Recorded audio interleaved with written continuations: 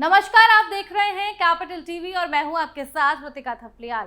प्रदेश में योगी आदित्यनाथ सरकार का एंटी क्राइम मिशन अब और अधिक तेजी से आगे बढ़ रहा है।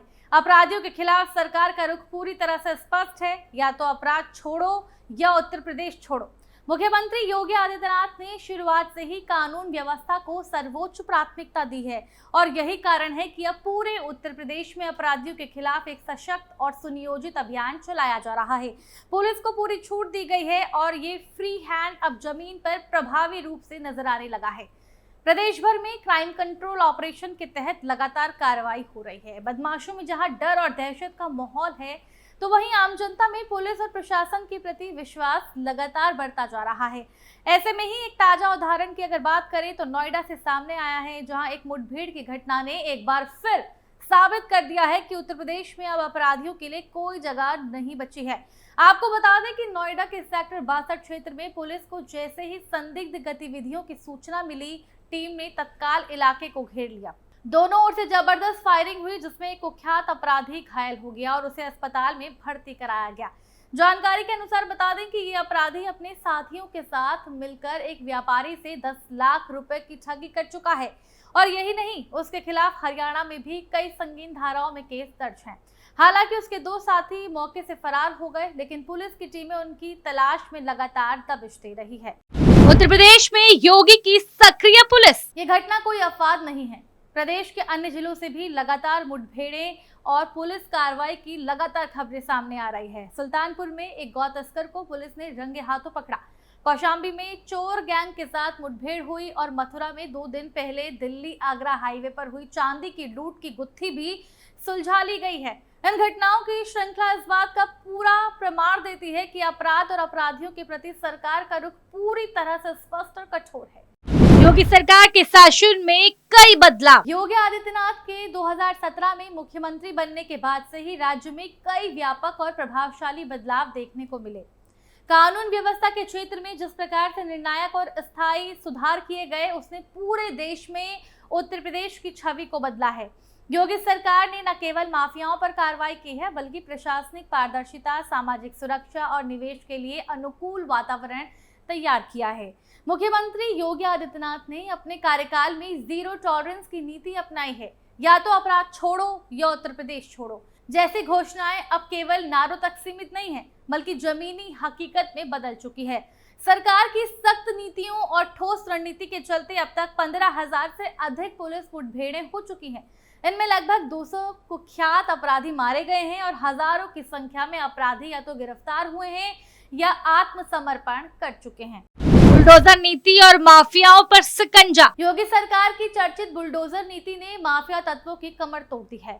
प्रदेश भर में अब तक 20,000 से अधिक अवैध निर्माण ध्वस्त किए गए हैं और लगभग 3,000 करोड़ रुपए की अवैध संपत्तियां जब्त की जा चुकी हैं। अतीक अहमद, मुख्तार अंसारी जैसे नामी अपराधियों की संपत्तियों पर बुलडोजर चला और उन्हें जेल की सलाखों के पीछे भेजा गया।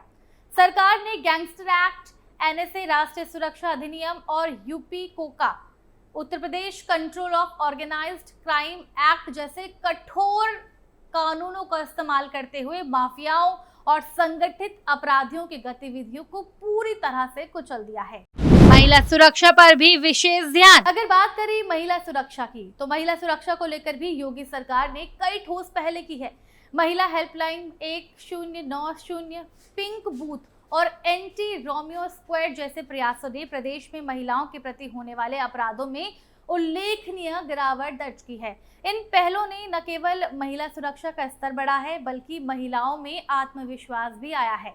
पहले अपराधियों को संरक्षण किसने दिया? जहां योगी सरकार ने अपराध के खिलाफ एक ठोस नीति अपनाई है, वहीं ये सवाल उठाना लाजमी है कि आखिर ऐसे संगठित अपराधियों को पहले संरक्षण किस सरकार ने दिया।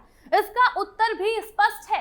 पूर्व मुख्यमंत्री अखिलेश यादव के शासनकाल में अपराधियों को राजनीतिक संरक्षण प्राप्त था। ये कोई राजनीतिक आरोप नहीं, बल्कि ठोस आंकड़ों और उदाहरणों से सिद्ध होता है। अखिलेश शासनकाल में अपराध और माफिया राज। अखिलेश यादव के कार्यकाल 2012 और 2017 के दौरान उत्तर प्रदेश में कानून व्यवस्था की हालत बेहद चिंताजनक थी। कई कुख्यात अपराधियों को न केवल संरक्षण मिला, बल्कि उन्हें समाजवादी पार्टी से टिकट भी दिए गए। माफिया मुख्तार अंसारी और अतीक अहमद जैसे अपराधी लंबे समय तक समाजवादी पार्टी से जुड़े रहे।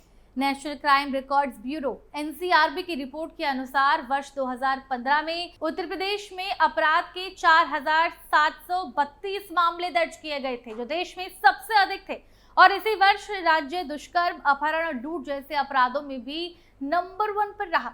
इन आंकड़ों से स्पष्ट है कि उस वक्त राज्य में अपराधियों को राजनीतिक और प्रशासनिक संरक्षण प्राप्त था। माफिया संगठनों का खुलेआम बोलबाला था और सरकारी जमीनों पर अवैध कब्जा आम बात हो गई थी। पुलिस और प्रशासन के कुछ हिस्सों में भ्रष्टाचार इस कदर व्याप्त था कि अपराधी कानून से ऊपर दिखाई देने लगे थे। आज उत्तर प्रदेश की तस्वीर पूरी तरह से बदल चुकी है। योगी आदित्यनाथ के नेतृत्व में राज्य में कानून का शासन स्थापित हुआ है। अपराधियों को या तो जेल भेजा गया या प्रदेश छोड़ने पर मजबूर कर दिया गया। पुलिस और प्रशासन को पूरी छूट मिलने से उनके मनोबल में वृद्धि हुई है और आम जनता का भरोसा फिर से बहाल हुआ है। उत्तर प्रदेश अब निवेश के लिए भी एक बेहतर वातावरण प्रदान कर रहा है, जो मजबूत कानून व्यवस्था का परिणाम है। जहां एक ओर अपराधियों में डर है, वहीं दूसरी ओर आम जनता सुरक्षित और सशक्त महसूस कर रही है। ये सब मुख्यमंत्री योगी आदित्यनाथ के स्पष्ट नीति, मजबूत नेतृत्व और बिना किसी दबाव के लिए गए निर्णयों का परिणाम है। अब देखने वाली बात यह होगी कि आने वाले दिनों में और कितने अपराधियों के हौसले पस्त होंगे, कितनों की अवैध सल्तनत पर बुलडोजर चलेगा और कितने बदमाश कानून के आगे घुटने टेकेंगे। योगी सरकार का एंटी क्राइम मिशन जिस रफ्तार से आगे बढ़ रहा है, उससे ये साफ है कि उत्तर प्रदेश अब कानून का प्रदेश बन चुका है और अपराधियों के लिए यहाँ अब कोई जगह नहीं बची है। फिलहाल के लिए बस इतना ही, लेकिन आगे भी ऐसी सटीक विश्लेषण और जमीनी रिपोर्टों के लिए कैपिटल टीवी उत्तर प्रदेश के साथ जुड़े रहें। धन्यवाद।